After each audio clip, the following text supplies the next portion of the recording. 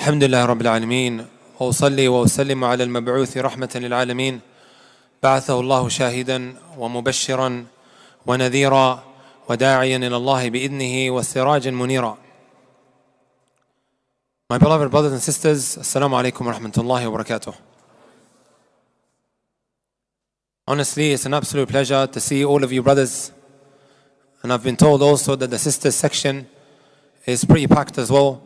To see all of you guys coming out, even though it was pretty snowy last couple of days, for you guys to make the effort, honestly, is something that is extremely praiseworthy. My beloved brothers and sisters, another important point that I want to mention before I start the lecture. I know some of you guys may be regulars at the masjid, brothers and sisters, and you might not necessarily be accustomed to seeing a sister dressed in a particular way, or a brother walking into the masjid and his hair is maybe a certain way, right? Or he's wearing things that is shunned upon.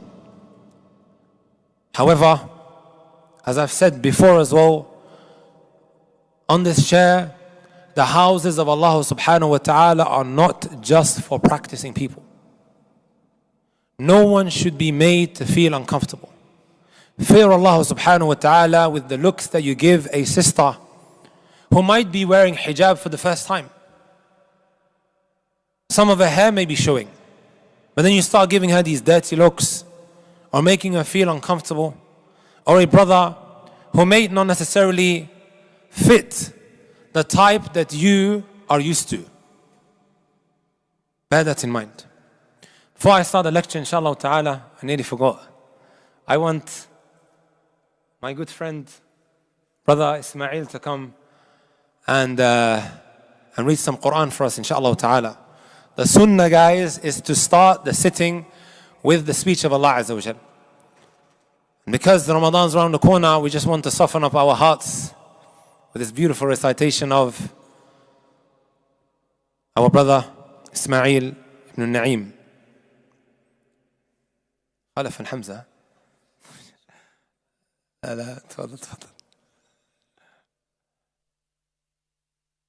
أعوذ بالله من الشيطان الرجيم.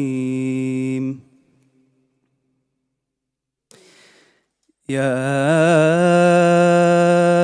أيها الذين آمنوا كتب عليكم الصيام كما كتب على الذين من قبلكم لعلكم تتقون أياما معدودات فمن كان منكم مريضا أو على سفر فعدة من أيام أخر وعلى الذين يطيقونه فدية طعام مسكين فمن يطوع خيرا فهو خير له وأن تصوموا خير لكم إن كنتم تعلمون شهر رمضان الذي أنزل فيه القرآن هدى للناس وبينات من الهدى والفرقان فمن شهد منكم الشهر فليصمه ومن كان مريضا أو على سفر فعدة من أيام أخر يريد الله بكم اليسر ولا يريد بكم العسر ولتكملوا العدة ولتكبروا الله على ما هديكم ولعلكم تشكرون وإذا سألك عبادي عني فإني قريب أجيب دعوة الداع إذا دعان فليستجيبوا لي وليؤمنوا بي لعلهم يرشدون. جزاك الله خير. أحسنت. My beloved brothers and sisters, the deeper meaning of fasting. When we think fasting in the month of Ramadan, what are some of the things that come to mind? A lot of us may think that the month of Ramadan is just to abstain from food, drink, sexual intercourse, and that's it. That's what many of us may think. However, Ramadan is so much more than that. And bi'idhnillahi ta'ala, every single one of us is going to exit from this masjid having changed their perspective of the month of Ramadan. One of the common questions that I get asked is, why is it in the month of Ramadan my iman was sky high, and then as soon as we enter into the day of Eid, my iman has dropped again? And as time goes on, I am not in the same place spiritually as I was in the month of Ramadan. Right? This month, brothers and sisters, is the month where the worst of people in the eyes of Allah subhanahu wa ta'ala flip their lives around. It is this month, the month of Ramadan, brothers and sisters. It is the month, my beloved brothers and sisters, where one becomes from the awliya of Allah Jalla fi'ula.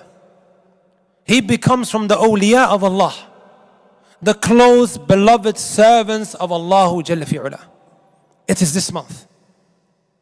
As I was walking out of the khutbah from Masjid al-Rahmah, I ran into a brother and he said, I really want to speak to you. I want to change my life around. And I thought to myself, inshallah ta'ala, today's lecture is indeed for somebody like yourself. It is a lifeline that Allah Azza wa Jal throws our way. It is an opportunity that Allah subhanahu wa ta'ala has gifted every single one of us with, brothers and sisters. I know and you know that the lifestyles that we are living, and I'm not just talking about a drug dealer or someone who goes clubbing. Some of us may well just be at home and we are so glued to our phones. We are living a life of emptiness, spiritually dead. Inshallah ta'ala, we are going to flip that around. After this lecture, we will not leave this lecture room, inshallah ta'ala, except that our perspective on the month of Ramadan has changed. Right? One of the common questions that people tend to ask, maybe 20 days into the month of Ramadan, or maybe 25, I feel like I haven't benefited much. I feel like I could have done so much more. I feel so miserable and down. I feel like I've ruined the opportunity that Allah subhanahu wa ta'ala threw my way. There are causes for this, my brothers and my sisters. You know what one of the causes is? One of the causes as to why we may waste our Ramadan is because we did not start before the month of Ramadan. Can someone tell me very quickly, how many days do we have left before the month of Ramadan? 2 weeks. It's like 10 days, right? 12 days that we have left, guys. 12 days. Right? What would the Messenger sallallahu alaihi wasallam do in this month that we are in, the month of Sha'ban? Did you know, my brothers and my sisters, that the Messenger sallallahu alaihi wasallam would fast? Right? Why would he fast? The scholars, they mention, in order to get himself ready for the month of Ramadan. Not that he needed to do so, but we are being taught a lesson. Start before the month of Ramadan, and then once the month of Ramadan kicks in, you hit the ground running straight away. The way I look at the month of Ramadan, my brothers and my sisters, is no different to a car. When you get into the car, does anyone in their right mind put the gears into gear 5? Huh? This guy's not 100% right. He puts it straight into what? Gear 5. No one in their right mind would do that. It takes time. Gear 1, gear 2, gear 3, gear 4. And then he puts his foot down. On the motorway here, not in Small Heath, guys. Huh? On the motorway, he puts his foot down. Sahih. It takes time. And likewise, the month of Ramadan is no different. One really, really wants to flip his life around in the month of Ramadan. However, he is still carrying some of these bad habits, which he hasn't, rid himself of. This is why, and I've been saying this in some of the lectures that I gave, I want every single one of you guys today, to go and buy a fancy exercise book. A fancy exercise book. Get a nice pen with it as well, or a ball pen. Put it next to your bedside and write down, what are some of the things that I'm going to implement or introduce into my life before the month of Ramadan. You start off gradually. Every day I'm going to read a little bit of Quran, right? Every day I'm going to do a bit of dhikr. I'm going to have my alone time with just myself and Allah Azza wa Jal. That seclusion, which is priceless, my brothers and my sisters, right? Different aspects of worship which I'm going to now introduce, right? Before we enter into the month of Ramadan. Did you know, my brothers and my sisters, that Muhammad, who fasts, and Jama', who fasts, might not necessarily be the same when it comes to reward, even though from the apparent they're doing the exact same thing. The Messenger sallallahu alaihi wasallam told us about an act of worship that is more important than fasting, which is what? The salah. He salawatu rabbi wa salamu alayhi said, إن الرجل ينصرف من صلاته فما كتب له من صلاته إلا عشرها أو تسعها أو ثمنها أو سبعها أو سدسها, up until the end of the hadith. When one now exits from the salah, my brothers and my sisters, right? It may well be that one walks away with 10% of the reward. Some get 20, some 30, some 40, some 50, and so on and so forth. Even though from the apparent they might be doing the exact same thing. Let me ask you guys a question. The one who's focused on his prayer, right? Concentrating. He is praying in a way where he is interacting with Allah subhanahu wa ta'ala directly. Right? You think he's the same? Huh? When you compare him now to someone who's thinking about what his wife has cooked, back home, or where his car keys are, لا هل يستويان مثلا أبدا. No, not at all. They're not equal. It shows us that it varies. Likewise, the Messenger sallallahu alaihi wasallam told us about Hajj. من حج ولم يرفث ولم يفسق رجع كيوم ولدته أمه. When somebody goes out for Hajj and he doesn't fall into transgression and obscenity, this person comes back like a newly born baby. Even though from the apparent they're doing the exact same thing. Right? They all go to Mina, they go to Muzdalifah, they all go to Arafah, they do the tawaf. These are what? Outward actions. However, there's a spiritual side to it, my brothers and my sisters. Year in, year out, wallahi, I see brothers and sisters who go out on Hajj with us. Right? Every year I used to see this. Every year. He's performing Hajj, but he can't control his mouth.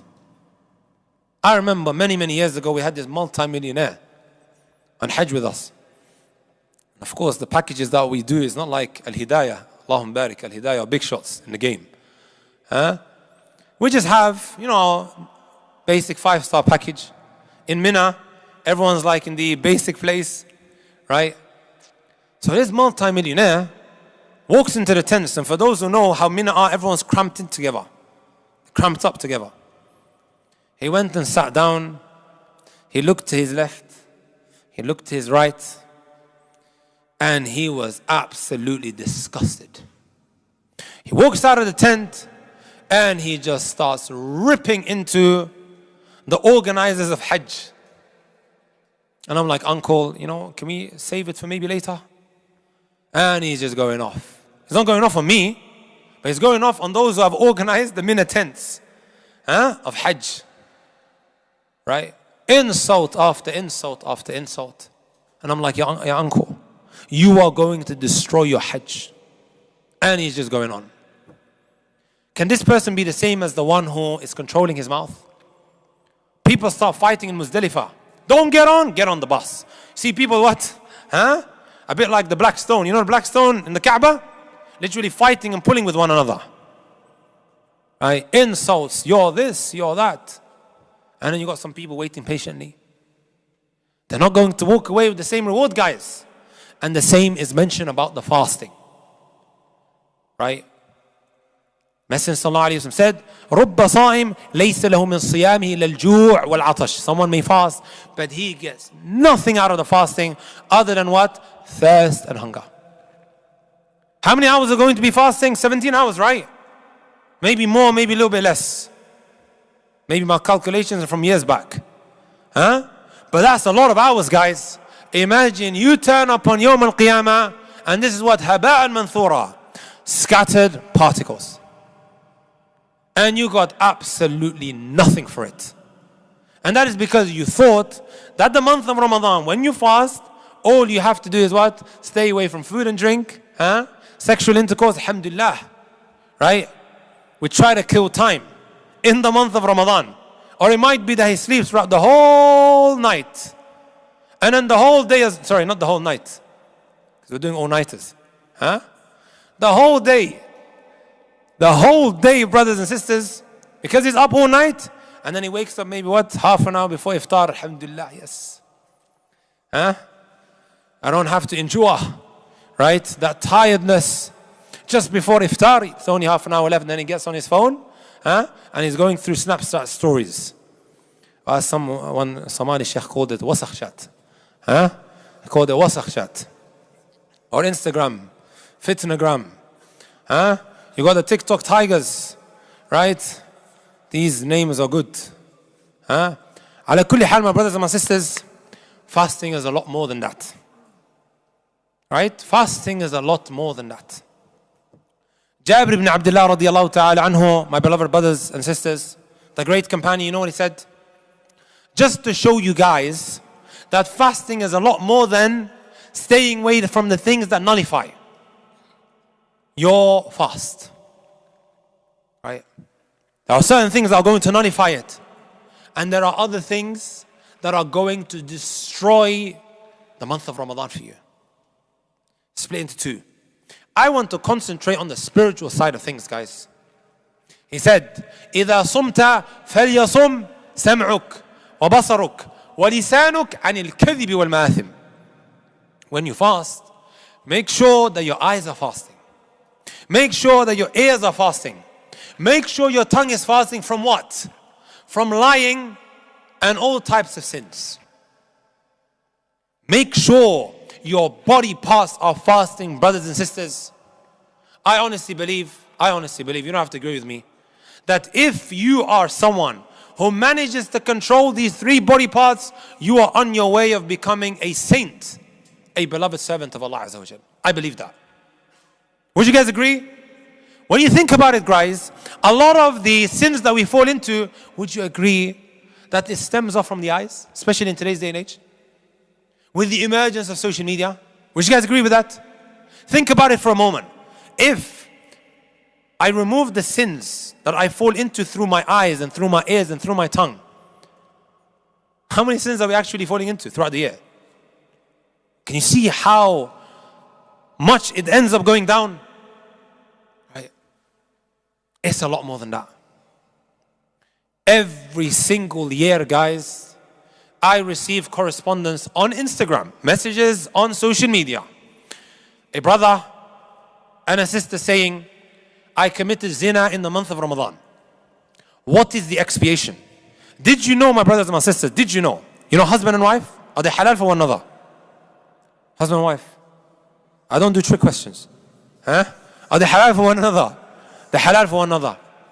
Did you know in the time of the Messenger sallallahu alayhi wa sallam, جاء رجل النبي صلى الله عليه وسلم فقال يا رسول الله احترقت وفي رواية أهلكت وفي رواية هلكت. A man came and he said, "O Messenger of Allah, I've burnt myself." Burnt himself where? Burnt himself in the hellfire. I've destroyed myself. So the Messenger of Allah asked him, what happened? He goes, وَقَعْتُ عَلَى امْرَأَتِي فِي رَمَضَانَ. I had sexual intercourse with my wife in the month of Ramadan. The scholars, they took from this that the fact that he said, I've burnt myself in the hellfire, that this is from the major sins. With your wife, a woman that is halal for you, you do sexual intercourse, you have committed a major sin. Subhanallah. If that's the case with two people that are halal for one another, and I'm talking about while they're fasting, yeah? Because after Maghrib, you can go do what you want. Huh? While they're fasting, right? This is a major sin.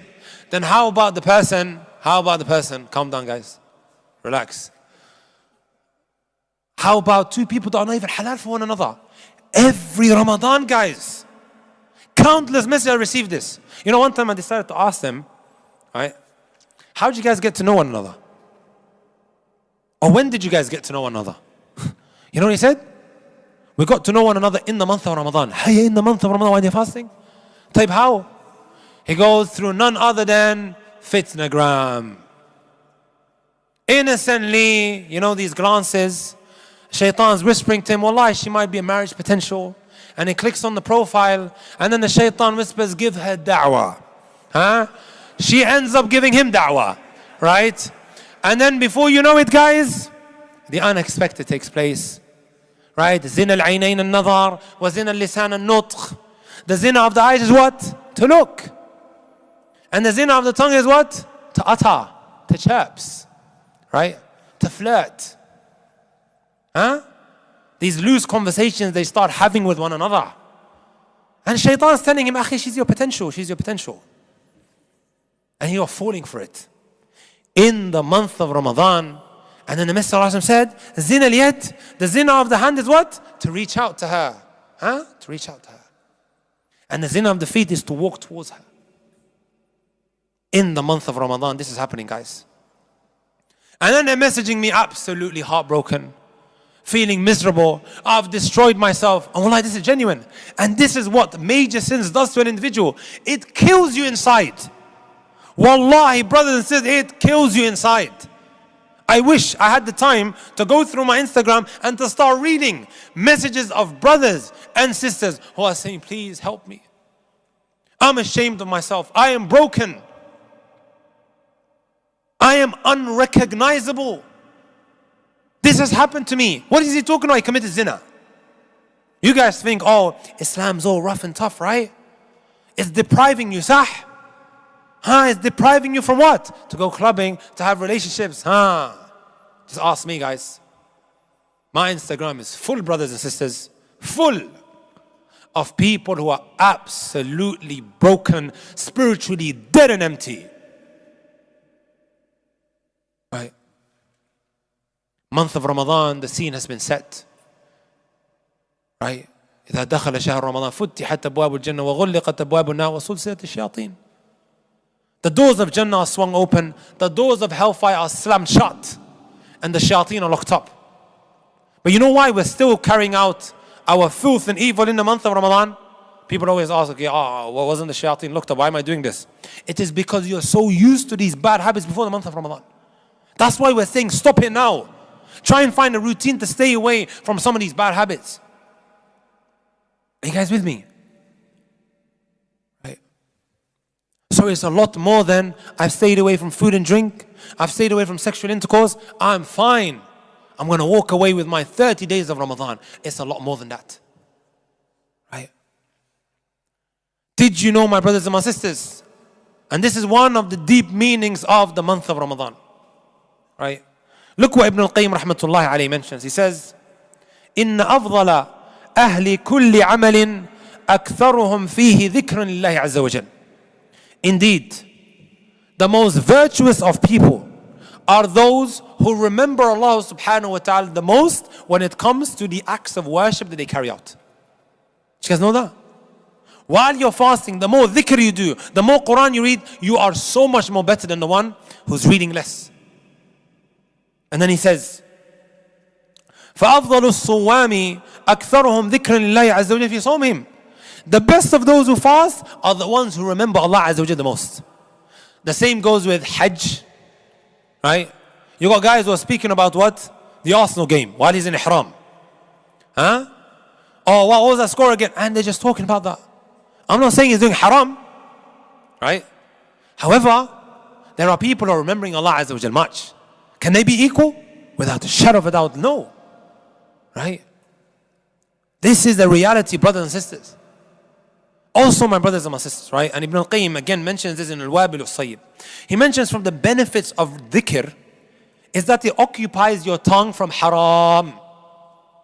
I hope you guys are writing them down, unless you're like Imam al-Bukhari, guys. Huh? Was able to take in all of the information. Then don't write down. What was I going to say now? Dhikr. I was talking about dhikr. Right? What was I saying about dhikr? Naam. Naam. While you're remembering Allah subhanahu wa ta'ala with your tongue, what have you now occupied your tongue with? The remembrance of Allah. And what have you occupied it from? Ghiba, backbiting, filth, slander, and so on and so forth. People genuinely actually ask me and they say, brother, I've got a problem with my tongue. Help. I have an issue. I'm always talking about others. Do dhikr. Keep your tongue moist. لا يزال لسانك رطبا بذكر الله. A man came to the Messenger and he said, إن شرائع الإسلام قد كثر علي. There are too many obligations. Right? It's become too much for me. Give me something that's going to help me. Some of us might be feeling like that. Wallahi, 16 hours, 17 hours, that's long. That's a burden for me. Believe it or not, guys, you know what the new trend is in the month of Ramadan? To not fast. That's become a trend. Oh, Allah, you know, it's long. Right? You'll be surprised how common this is actually becoming. Right? You want something to help you when it comes to your fasting? Do dhikr with your tongue. What did this man want when he came to the Messenger sallallahu alaihi wasallam? Was he saying, "Oh, Messenger of Allah, allow it, to remove some of these obligations from me"? Was he saying that? No, give me something that's going to help me. So he said, keep your tongue moist of the remembrance of Allah, and that will give you strength in all of these other acts of worship. Right? You have dhikr, and you have the opposite of that, which is what? Music.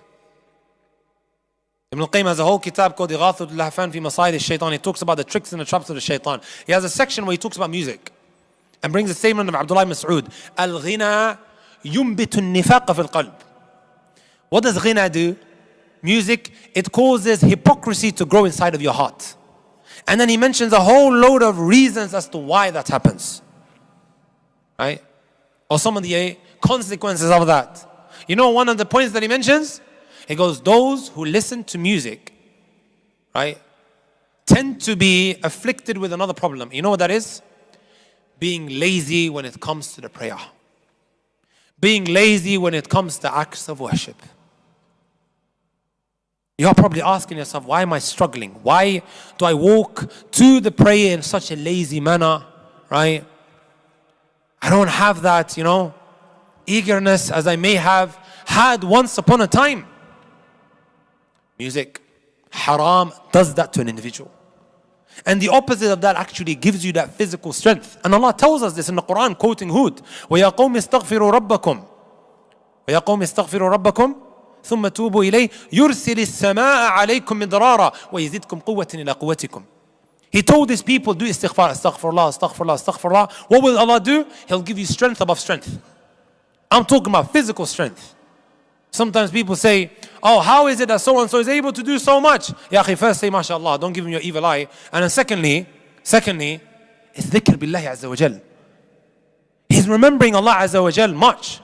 It could be that you're driving, it could be that you're walking. Is it difficult to say astaghfirullah, astaghfirullah, astaghfirullah, guys? So they are generally a lot better. Also, just as a side benefit, when Ibn al-Qayyim speaks about music, you know what he also says? He says, وَكَمْ مِنْ حُرَّةٍ صَارَتْ بِالْغِنَى مِنَ الْبَغَايَا. How many women has he come across, right? She was fine, but because of music, she became from amongst the prostitutes. That's what the music done to her. Is it far-fetched now when you have all this grime and this rhyme and R&B and whatever have you that glorify filth and evil? It makes it so beloved to you. You see yourself behaving a certain way, acting a certain way, carrying yourself in a certain manner. All of a sudden now you're dragging your trousers, showing whatever, while you're walking. Right? Music does that to the people, right? hypocrisy starts growing inside of your heart, brothers and sisters. And the dhikr, you have that on the opposite side. Right? Second point that I want to mention, my beloved brothers and sisters, when I think Ramadan, the deeper meaning of Ramadan is the aspect of al-afu. Pardoning and forgiving one another. Ibn al-Qayyim rahmatullahi alayhi, my beloved brothers and sisters, he says, إِنَّ بَيْنَكَ وَبَيْنَ اللَّهِ خَطَايَا لَا يَعْلَمُهَا إِلَّا اللَّهِ. Indeed, there are sins between you and Allah subhanahu wa ta'ala that nobody knows about. فإذا أردت أن يعفو الله عنك فاعف عن الخلق. If you want Allah subhanahu wa ta'ala to forgive and pardon you, be someone who pardons and forgives others. Be someone who pardons and forgives others. Right? Brothers and sisters, I'm not going to sit here and talk as if this is something that is easy. Right? To remove that grudge in your heart, you've been wronged, you've been oppressed. Wallah, it's not easy. It is really not easy, guys. Especially if that individual stabs you in the back. He shows you a face and then behind your back, what? He's stabbing you. Oh, I found it extremely difficult with these kind of people. And at times I still do. But we have to step on our egos and we have to bite our tongues. Every single one of us here, guys, wants to be pardoned and forgiven in the month of Ramadan, right? Messenger sallallahu alaihi wasallam said, "Man sama Ramadan, wa man qama Ramadan, wa man yaqum laylatul qadr imanan wa ihtisaban ghufira lahu ma taqaddama min dhanbihi." Whoever fasts, whoever stands in the night, whoever prays on the day of night of al-Qadr, Laylatul Qadr, with iman, ay musaddiqan bi wa'dillah, believing in the reward of Allah, wa ihtisaban, ay mukhlisan, he does this with sincerity, غُفِرَ لَهُ مَا تَقَدَّمَ مِن ذَنبِهِ. His past sins are going to be forgiven. Wallahi, brothers and sisters, it's not easy. To remove that grudge you have in your heart. I was telling some of the brothers who attended the Asr prayer in Masjid Sunnah that I know people who don't talk to their siblings. You know why? Let's just say you have Muhammad and then you have his brother Umar. Muhammad doesn't speak to Umar. You know why? Because when Muhammad's son wanted to get married, Umar wasn't the first person to find out. He was maybe number 3 or number 4, but he's upset. Just because he wasn't the first person. And because of that, he cuts off his brother Muhammad. Imagine that now, guys. He cuts him off and he doesn't speak to him for years. You want Allah Azza wa Jal to forgive you, right? Be someone who's ready to forgive others. Right? There's a beautiful statement of Ibn Rajab that I really want to enlighten you all with. One time Aisha radiallahu ta'ala anha, she came to the Messenger sallallahu alayhi wa sallam and she said, Ya Rasulullah, أرأيت إن علمت أي ليلة ليلة القدر ما أقول فيها. If I come to know when Laylatul Qadr is, O Messenger of Allah, would you advise me to say, every one of us has memorized this dua. صحيح? اللهم إنك عفو تحب العفو فاعف عني. Right? Good. Ibn Rajab comments and he says, العفو من أسماء الله. In his kitab Lataif al-Ma'arif. Beautiful book. He says, Afu is from the names of Allah. وهو يتجاوز عن سيئات عباده الماحي لآثارها عنهم. It is He, Allah subhanahu wa ta'ala, that forgives and pardons the sins of His servants. It is He who removes any traces of the sins that He's been carrying out. وهو يحب العفو. Allah loves forgiving and loves to pardon. Right? وَيُحِبُّ لِعِبَادِهِ أَنْ يَعْفُوَ بَعْضُهُمْ عَنْ بَعْضٍ. And He loves for His servants to forgive and pardon one another. And then look what He says. فَإِذَا عَفَى بَعْضُهُمْ عَنْ بَعْضٍ عَامَلَهُمْ بِعَفْوِهِ. If they pardon and forgive one another, that's when He's going to forgive them. That's when He's going to pardon them, guys. And this falls in line with when the Messenger ﷺ said, "Irhamu turhamu, ighfiru yughfar lakum." Have mercy upon the people and Allah will have mercy upon you. Pardon and forgive others, Allah subhanahu wa ta'ala will pardon and forgive you. It's not easy, guys. However, like I said, and I'll repeat it again, you have to step on your ego and you have to bite your tongue. pick up their phone and make the call. And remember guys, وَخَيْرُهُمَ الَّذِي يَبْدَأُ بِالسَّلَامِ. The best of the two is the one who starts with the salam. You are the better one once you pick up that phone and make that call. And wallahi, my brothers and my sisters, and I'm sure some of you guys will agree with this, right? It is almost immediate, instant, when you seek forgiveness or when you try to bury the hatch. You are the initiator, right? After that phone call, wallahi, it is as if a huge burden has been lifted from your shoulders. Give it a try. You want your heart to become soft? Brothers and sisters, go and do that. I've got a whole series on my YouTube channel which speaks about how to soften up your heart. 10 points. There was another 5 that I wanted to go through, I didn't get a chance. You know, one of them is al-afu, to pardon and forgive others. To bury the hatch, to remove the grudge inside of your heart. It's not easy, guys. But remember, Abu Bakr radiallahu ta'ala anhu. Did you know, my brothers and my sisters, that his daughter was slandered? Imagine now someone calling your wife these S words, huh? Spreading about her that she slept with this guy and then she done this and she done that. Tables are going to get turned, right? And flipped. Huh? This will burn us. وَلَا لَا يَا مَشَايِخ. How would you feel if someone done that to your mother or to your wife or to your daughter? Especially in Adam Rock, huh? Huh? I know what goes on in Birmingham, guys. Especially Adam Rock. على كل حال, guys. على كل حال. This is what they done to Abu Bakr radiallahu ta'ala anhu. Right? They spread this about his daughter. And you know, from amongst those who spread these lies about his daughter was none other than his own cousin called Mistah ibn Uthatha. His own cousin, that's her uncle. He engaged in the slander. And just to let you guys know, when Mistah migrated from Mecca to Al-Medina, did you know that his only source of income was Abu Bakr radiallahu ta'ala anhu? They didn't have benefits, by the way. No child tax credit. Huh? They didn't have also housing benefits. His only source of income was none other than Abu Bakr radiallahu ta'ala anhu.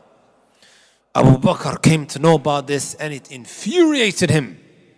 And he said, I'm not going to spend on him again. A verse came down. You know what this verse was? When Allah Azza wa Jalla said in Surah An-Nur, وَلَا يَأْتَلِ أُولُو الْفَضْلِ مِنْكُمْ وَالسَّعَةِ أَنْ يُؤْتُوا أُولِي الْقُرْبَى وَالْمَسَاكِينَ وَالْمُهَاجِرِينَ فِي سَبِيلِ اللَّهِ وَلْيَعْفُوا وَلْيَصْفَحُوا أَلَا تُحِبُّونَ يَغْفِرَ اللَّهُ لَكُمْ. This verse came down where Allah said, the people of grace and virtue should not stop helping out those who have migrated from Mecca to Al-Medina. Allah is referring to Abu Bakr radiallahu ta'ala anhu here. Turn the page, forgive and forget. This is what Allah told Abu Bakr. As much as this hurt him, it burnt him, Abu Bakr radiallahu ta'ala anhu forgave and pardoned him. It didn't stop there. Right? He went a step further by also what? Continuing being his source of income. Now compare that to your situation, guys. There are people that we are not talking to for things that are much less than this. And we're going to be crying, Ya Allah, forgive me. Right? In the month of Ramadan. But we can't forgive others. Right? A deeper meaning to fasting, my brothers and my sisters. Another important aspect. Alhamdulillah, we're good with time. Another important aspect, my brothers and my sisters, which may well be hidden from a lot of us, is to have that alone time with Allah subhanahu wa ta'ala. And again, Ibn Rajab comments on this hadith. When Aisha came to him, salawatu rabbi wa salamu alayhi, radiyallahu anha, and she said, "O Messenger of Allah, would you advise me to say?" And he taught her this hadith, Allahumma innaka afuwan tuhibbul afwa. You love to pardon, so pardon me. Right? Inshallah ta'ala, my brothers and my sisters, this is going to teach us how to become from the awliya. How to become from the close, beloved servants of Allah Jalla fi'ula. Ibn Rajab says, وإنما أمر بسؤال العفو بعد الاجتهاد في ليلة القدر وفي ليالي العشر لأن العارفين يجتهدون في الأعمال ثم لا يرون لأنفسهم حالا ولا مقالا فيرجعون إلى سؤال العفو كحال المذنب المقصر.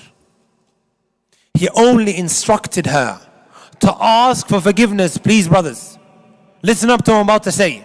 He only instructed her now to seek forgiveness. Why? Even though she's been working so hard. In the last 20 nights of the month of Ramadan, she's been working excellently. But now, he tells her to go and ask for forgiveness. Even though she's been working so hard. Ask forgiveness from what? Look what he says. لأن العارفين, the smart and intelligent, beloved servants of Allah, the awliya, the saints, they work so hard. They carry out righteous deeds. And then they don't see themselves having accomplished much. They don't become deluded with their actions. They don't become complacent. However, they rush back to seeking forgiveness like a sinner. Let me ask you guys a question, right? A smart sinner. A smart sinner. What does he do after having committed a sin? No, guys. Someone just committed a zina. What does he do after that if he's smart? He cries his eyes out, Ya Allah, forgive me. Sahih? He's saying, this is the state of someone who's been working so hard when it comes to righteous worships, righteous deeds. Right? After having done so well, he sits down with himself. He sits down with himself and he breaks down into tears. Ya Allah, forgive me. This is the way of the awliya. This is the way of the righteous saints of Allah subhanahu wa ta'ala. That after doing so well, they sit around feeling sorry for themselves. Right? I could have maybe done better. And he cries his eyes out, Ya Allah, forgive me. Because you don't know whether it's been accepted from you, right? Shahid min al-kalam, to have that alone time with Allah subhanahu wa ta'ala, my brothers and my sisters, is the point that I really want to drive home. The Messenger sallallahu alayhi wasallam would at times isolate himself away from his family and his relatives from amongst the Quraysh. He would leave the midst of his people and go into isolation. And he would be alone. Right? When I think Ramadan, this is what comes to mind, guys. And this is a deeper meaning to the month of Ramadan. To be away from the distractions that might destroy our Ramadan, guys. Before we would say to the people, stay away from your friends. Go and have that alone time. However, today, someone may not even have friends. However, he's got Facebook friends. He's got friends online. Are you brothers and sisters with me? And these friends are a lot worse than the friends that he would what?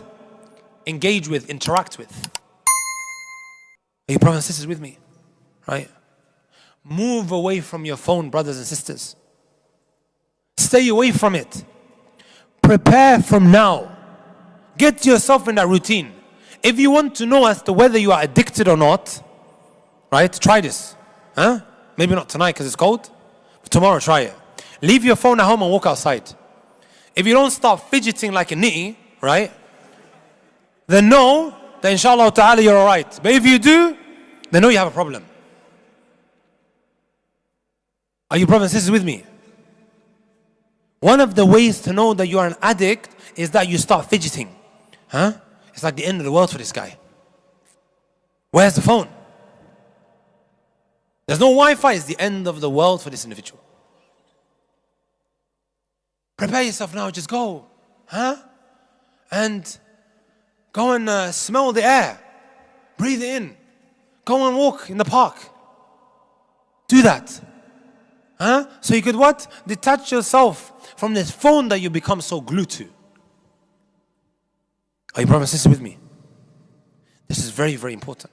Wallahi, it may well be that these phones are going to destroy our Ramadan. And every year I receive countless messages of people saying, I've destroyed my month. I've destroyed it because of none other than his phone. Right? Ibn Rajab rahmatullahi alayhi says, وَمِنْ عَلَامَاتِ الْمُحِبِّينَ لِلَّهِ عَزَّ وَجَلَّ وَهُوَ مِمَّا يَحْصُلُ بِهِ الْمَحَبَّةَ أَيْضًا. محبة الخلوة لله عز وجل خصوصا في ظلمة الليل. From the signs that one loves Allah, and it also brings about the love of Allah for that individual, is that he loves to be alone with Allah Jalla fi'ala. Right? He loves to be alone with Allah, especially in the last part of the night. Sisters always ask, I'm on my menses in the month of Ramadan, or the last 10 nights, I feel like I'm going to miss out. There's so much that you could do. We just did a lecture today, Masjid Noor, right? And went through points on what a woman on her menses can do.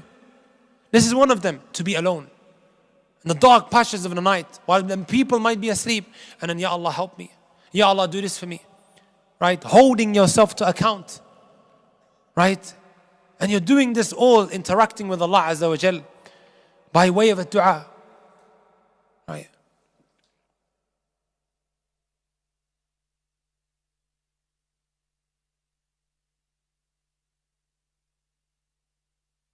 Another important aspect, my brothers and my sisters, of the month of Ramadan that I see as a very, very deep matter is this issue of a dua, guys. Our brother,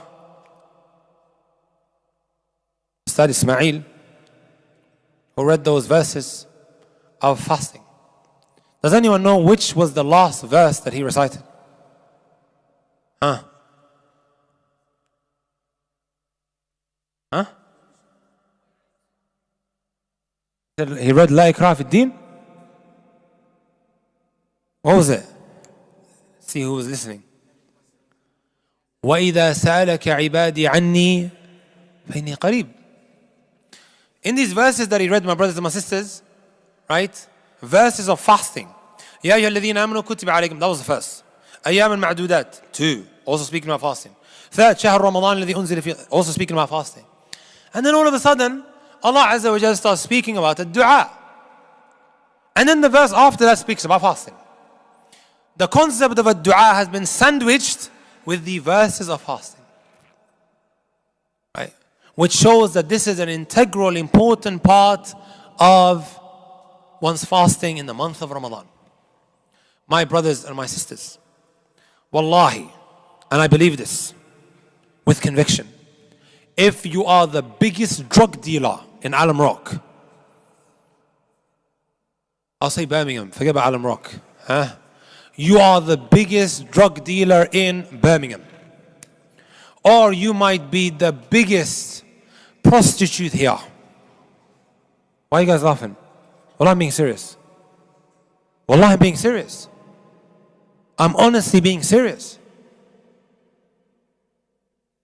With one dua that you make to Allah Azza wa Jalla sincerely from your heart in the month of Ramadan. As the Messenger sallallahu alaihi wasallam told us, ثَلَاثَةٌ لَا تُرَدُّ دَعْوَتُهُمْ. 3 people, the du'as are not rejected. One of them is الصائم حتى يفطر. The one who's fasting up until he breaks it. Your dua is being accepted. One dua that you make from the bottom of your heart, Ya Allah, I know what I'm doing is wrong and I shouldn't. Ya Allah, help me. Right? Remember when I told you guys of that brother? He was walking towards the masjid. Right? And he said, I really need to talk to you. Inshallah, this month I want to flip my life around. Make that sincere dua from the bottom of your heart. Ya Allah, help me through this. Flip my life around. There is no reason for Allah subhanahu wa ta'ala to reject you. And you're doing this when you're alone, by yourself. Not just away from your friends that are real in the flesh, but also from your phone.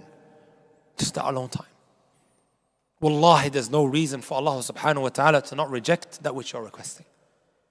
Right? Ad-du'a, brothers and sisters. Don't let that get away. And then likewise, when you are in Taraweeh, in your sujood, use that as an opportunity. أَقْرَبُ مَا يَكُونُ الْعَبْدُ مِنْ رَبِّهِ وَهُوَ سَاجِدٌ. The closest one draws to Allah Azza wa Jalla is when he is in the sujood position. It is the dua that doesn't get rejected. فَقَمِّنُوا أَن يُسْتَجَابَ لَكُمْ. As the Messenger said, فَاجْتَهِدُوا فِي الدُّعَاءِ. Whatever it might be that you are struggling with, right? Whether it may be adult content, some of the filth that we keep looking at when we go on Instagram, right? Everything that you look at, it is going to wallahi destroy your heart gradually. Ya Allah, help me. Right? Ya Allah, help me with that sincere dua that you make. I think I said this last time around, my brothers and my sisters. You guys want to know the cure for watching this adult content? And I'm being serious about this. I know some of you guys are going to start laughing.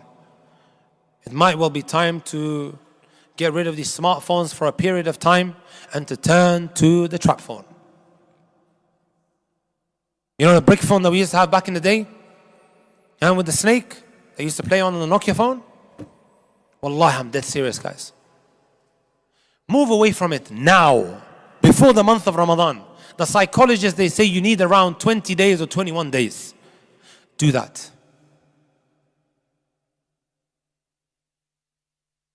Can we live without social media? Wallahi, we can. Stop telling me that it's become an integral part of your life. You can stay away from it.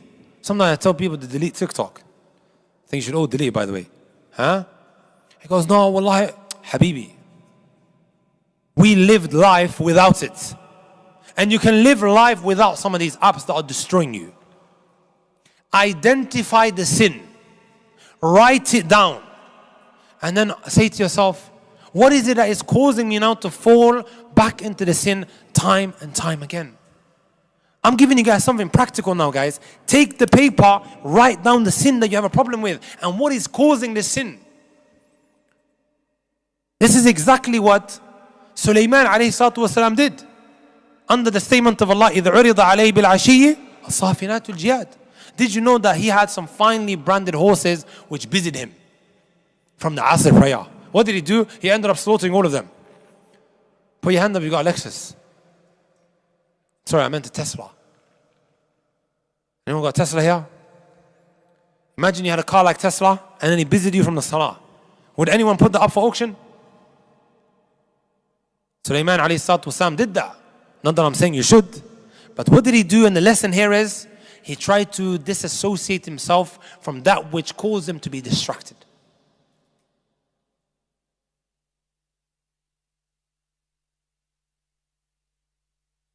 The deeper meaning to fasting, my brothers and my sisters, in the month of Ramadan, another important aspect, guys, is, how many are we on? Is anybody writing it down? All you guys like Imam Bukhari, right? Huh? I don't want someone that's writing it down. Huh? We're on point 20. Huh? How many points are we on? I'm giving you guys the deeper meaning. Tayyib, Jamil. It's number 5 now. The deeper meaning of fasting, my brothers and my sisters, is what? At-Tawheed, At-Tawheed. The sincerity that we build in doing acts of worship in the month of Ramadan, especially the fasting. When you're fasting, my brothers and my sisters, does anyone know as to whether you're fasting or not? Someone might be looking at you, assuming that the guy is fasting, but nobody knows with surety, right? He could be the guy that goes into the bathroom to drink water, right? And that is because if he goes into the kitchen, he'll get caught. Some people do that. But he walks out, everyone assumes that he's fasting. That fasting that we do, my brothers and my sisters, which is an act of worship just between us and Allah subhanahu wa ta'ala. Right? What we learn from him, my brothers and my sisters, is that we go through the month of Ramadan doing these acts of worship which we don't tell anybody about. And then after the month of Ramadan, we continue this. The sincere acts of worship that are just between us and Allah Jalla fi'ula. You know the story of Yusuf alayhi salatu wasalam? When that wife of Al-Aziz locked him in the room and she said, let's get it on, hayta lak. She locked him up and she tried to get him to commit fahisha with her. Right? وَاسْتَبَقَ الْبَابِ, and he started running away. Allah subhanahu wa ta'ala gave him a particular description as to what had actually helped him in this situation. What was it? إِنَّهُ مِنْ عِبَادِنَا الْمُخْلَصِينَ. He was from amongst those servants of ours that was extremely, extremely sincere. Right? When she locked him inside of that room and she started coming after him, not to take his life, but she was absolutely blown away by his beauty, how handsome he was. Right? His sincerity, even though it's so difficult as a man to control yourself in this kind of situation, that which got him out of this pickle was the sincerity that he used to have. Right? Doing things for the sake of Allah subhanahu wa ta'ala alone. This is one of the deeper meanings of the month of Ramadan, brothers and sisters. To conclude, guys, I want you guys to think about why you are fasting the moment you enter into the month of Ramadan. I want you guys to think about why you are attending Taraweeh. Right? Why are you attending Taraweeh? Are we attending Taraweeh because all the boys are attending? Sometimes you do that, right? Just the vibe in the masjid. Everyone's just, after that, we're going to go to, what's that place called? Pepe's. This is not free promotion, by the way. We're going to all go out and eat together. Is that the reason why we are going? To perform these acts of worship? Because everybody is doing it, we are going to go and do it as well. Right? If you are doing that, my brothers and my sisters, then indeed, I fear that it might not necessarily be accepted. And we are wasting our time with all of these acts of worship that we might engage in. The intention goes a very, very long way. إِنَّمَا الْأَعْمَالُ بِالنِّيَّاتِ is what we've all memorized. Actions are judged by its intentions. We are told, as the Messenger ﷺ said, that when one is now placed inside of the grave, إِنَّ الْعَبْدَ إِذَا وُضِعَ فِي قَبْرِهِ وَتَوَلَّى عَنْهُ أَصْحَابُهُ وَإِنَّهُ لَيَسْمَعُ قَرَعَ نِعَالِهِمْ. When you are now placed inside of that grave, and those who had dropped you off have now walked away, two angels come to you.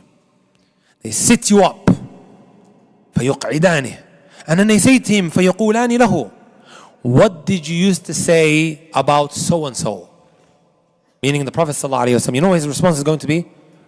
سَمِعْتُ النَّاسَ يَقُولُونَ شَيْئًا فَقُلْتُ. I heard the people saying something, so I said it as well. Is that what you want your response to be on the day of resurrection? I saw everybody doing something, so I went and done it as well. I fasted because everyone else was fasting. Right? I prayed or I attended Taraweeh because everyone else was doing it.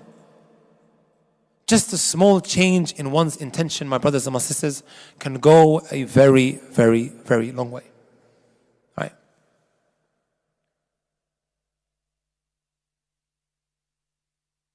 The last thing, my brothers and my sisters, and this is especially to my sisters. Some of you guys may have missed the program in Masjid al-Nur. And I want you guys, inshallah ta'ala, to really pay attention to this, especially my sisters, because they always send me so many messages, especially at the end of Ramadan. Right? Hamensis strikes. Some sisters feel as if it's khalas, doom and gloom. Right? You were doing so well in the first 20 days of Ramadan, and just as you're about to enter into the last important 10 nights of Ramadan, the menses strikes. I'm going to miss out. I feel like, I'm going to ruin my Ramadan because I can't do barely anything. No, my sister. Right? First and foremost, the Messenger ﷺ said, إِذَا مَرِضَ الْعَبْدُ أو سافر كتب له ما كان يعمل صحيحا مقيما. When one becomes sick or he travels, did you know, my brothers and my sisters, that he gets the same reward as what he used to do before he became sick and before he started traveling? Do you guys know that? He became sick and he used to pray at night. He's still going to get the same reward because of his incapability due to something that is out of his control. Does that make sense, my brothers and my sisters? Right? So you're still getting the reward, my sisters. And likewise, my brothers who might become sick. You're bedbound. You can't get out of your house. You want to attend Taraweeh for whatever reason it might be. you are still going to get that reward. So bear that in mind. Something that our sisters can do, and I hope you brothers are paying attention as well, because I know you have sisters and mothers, right? Being alone with Allah subhanahu wa ta'ala, and we elaborated on it. Especially in them 10 nights when you think that you might not be able to do anything beneficial. Number 2, making dua. Again, we mentioned that. A woman on her menses can do that as well. Right? You don't have to be off your menses to engage in these acts of worship. Number 3, making or doing dhikr, should I say. Right? Do you need to be off your menses in order to say Subhanallah, walhamdulillah, wa la ilaha illallah, wallahu akbar? Or to say astaghfirullah? Number 4, feeding those who are fasting and also the poor. Messenger sallallahu alayhi wa sallam said, إِذَا طَبَخْتَ مَرَقَةً فَأَكْثِرْ مَاءَهَا وَتَعَاهَ جِيرَانَكَ. When you cook soup, right? Not just soup, but anything. Sambusa and the pakora. Huh? Do more. Cook more. And then go and give it to your neighbors. Right? And especially now if you're breaking their fast with what you've cooked, you are going to get the reward of what they were doing while they were fasting. So how can the brothers get engaged in this particular point? Who can tell me? Go to Morrison's and buy the food for her. Huh? Go to Asda, get her the food. Right? You're spending from your wealth now to cook more. And you are going to get the reward of all these people that are fasting. Does that make sense? We tend to look at doing chores as a burden. Right? Wallahi, it might well be that while we are fasting, guys, I'm talking to you brothers especially. While we are fasting, we end up committing a major sin. What's this major sin? I'll tell you guys. Your mom is saying, Muhammad, come down. While you're on your PS5. Huh? And you're like, what? Sahih? Does that happen? She wants you to go and buy the food that you are going to be eating. But you're like, I'm busy. I don't have time. Mom, allow it. Please, go ask someone else. The food that she's feeding you with to break your fast. Right? You get in with the action by buying the food. Right? As a father, as a husband, as a son. This food that is being brought, you are getting the reward, inshallah ta'ala, for because you are part of the process. And they're going to be breaking their fast. Sahih? Number 5, and I really like this one. May Allah Azza wa Jal give you all wives and husbands like this. The husbands for the wives, not for you guys. And the wives for you guys. I know things are changing here. It's getting very, very colorful, but the Messenger sallallahu alayhi wa sallam, he said, رَحِمَ اللَّهُ رَجُلًا قَامَ مِنَ اللَّيْلِ. May Allah Azza wa Jal have mercy upon the man. Wakes up in the night. فَصَلَّى, and then he prays. And then, وَأَيْقَظَ امْرَأَتَهُ. He also wakes up his wife. Right? فَإِنْ أَبَتْ نَضَحَ فِي وَجْهَ الْمَاءِ. If she refuses, gets water, and he dashes it on her face.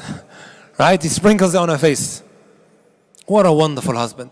And may Allah Azza wa bless all of you sisters with a husband like that. Say Ameen, sisters. Not you guys. طيب. The Messenger sallallahu alayhi wa sallam said, وَرَحِمَ اللَّهُ امْرَأَةً. And may the mercy of Allah Azza wa Jal be upon a woman.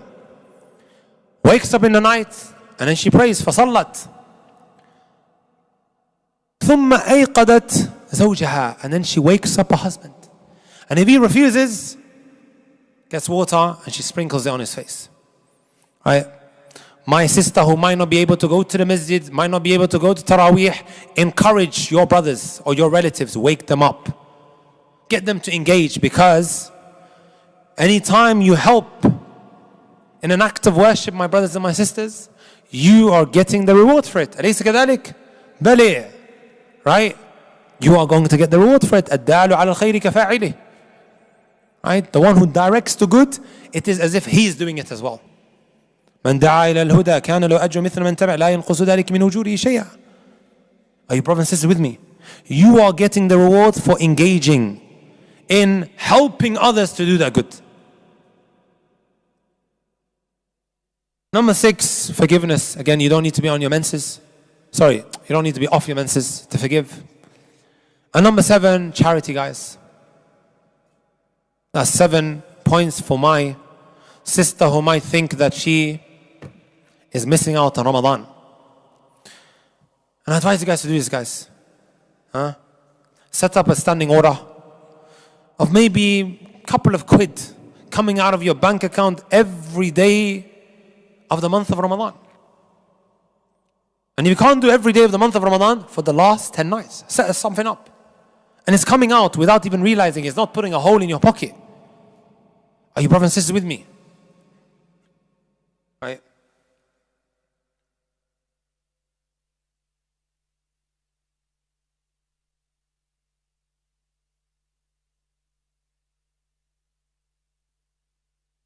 May Allah subhanahu wa ta'ala bless every single one of you. Last point, guys. This is extremely, extremely, extremely important. And I want everyone to listen. Why is it that outside the month of Ramadan, I don't have the same energy?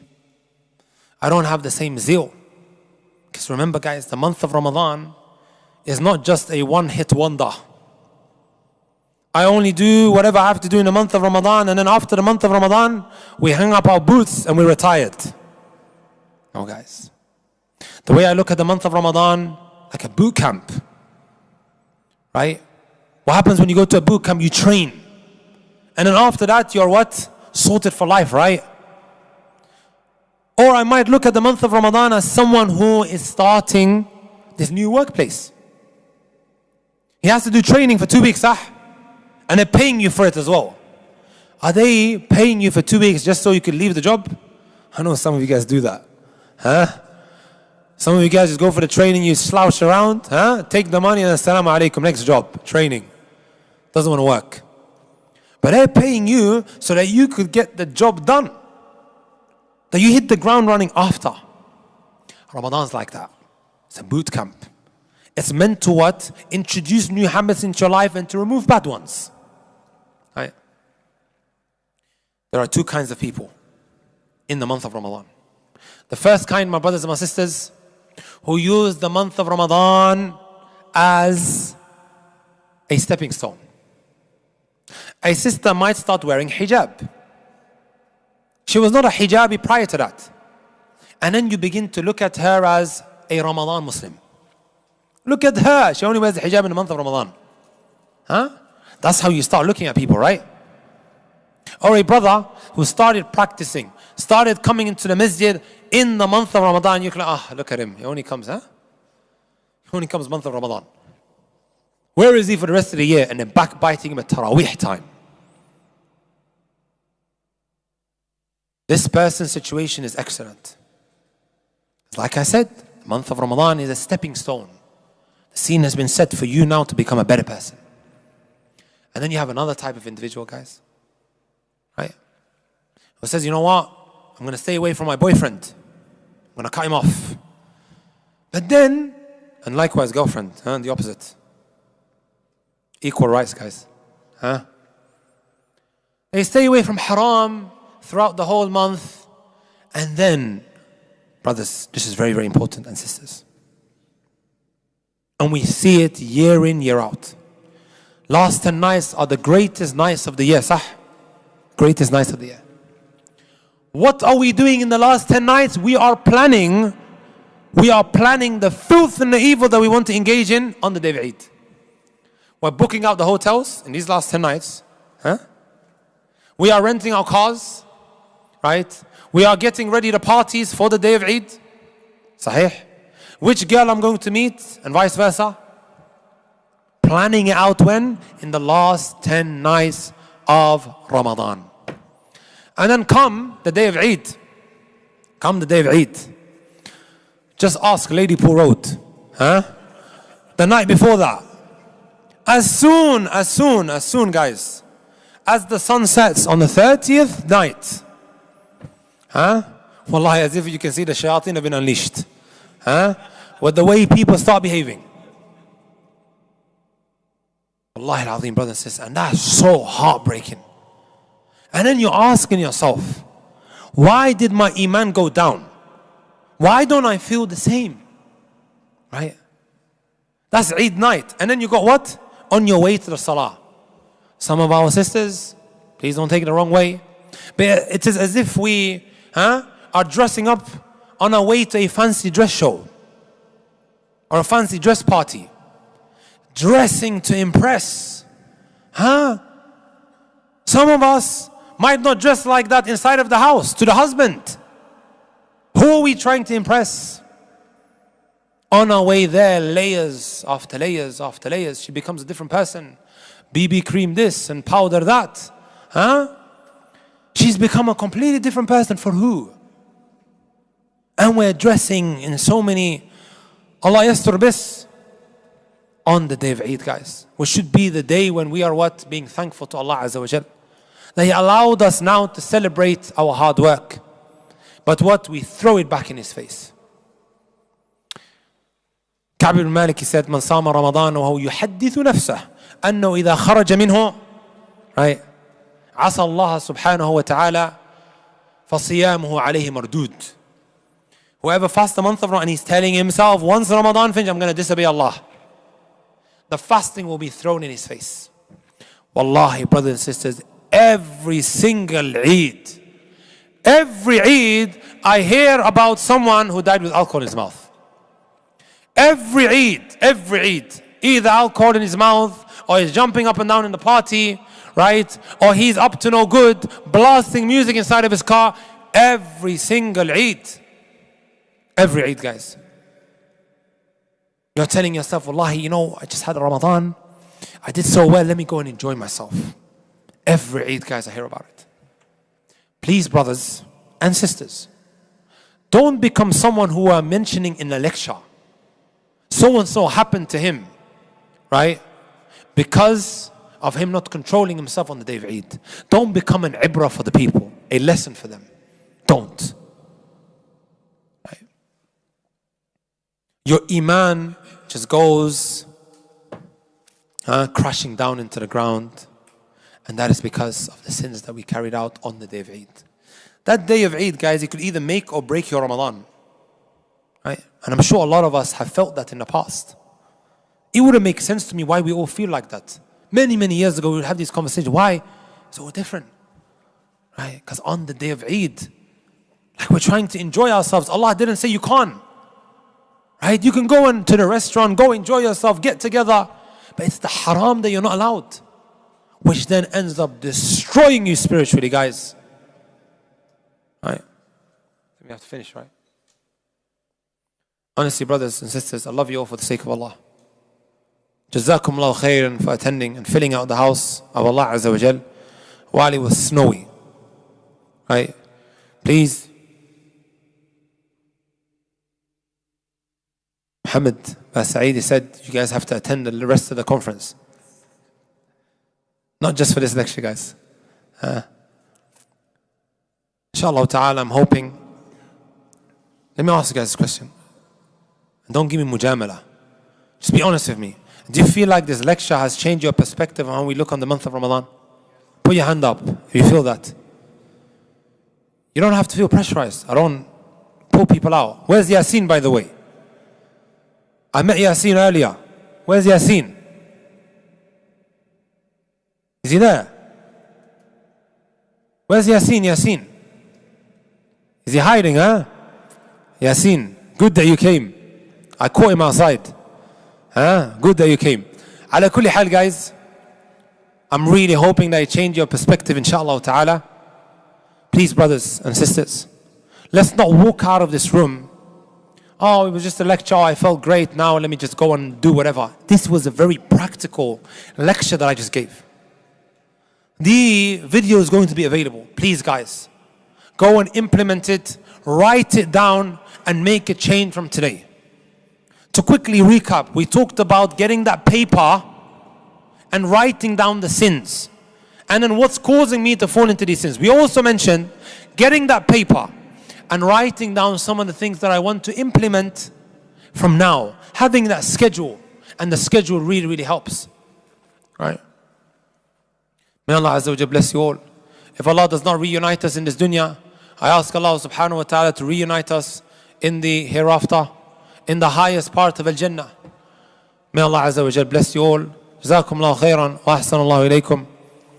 والسلام عليكم ورحمة الله وبركاته.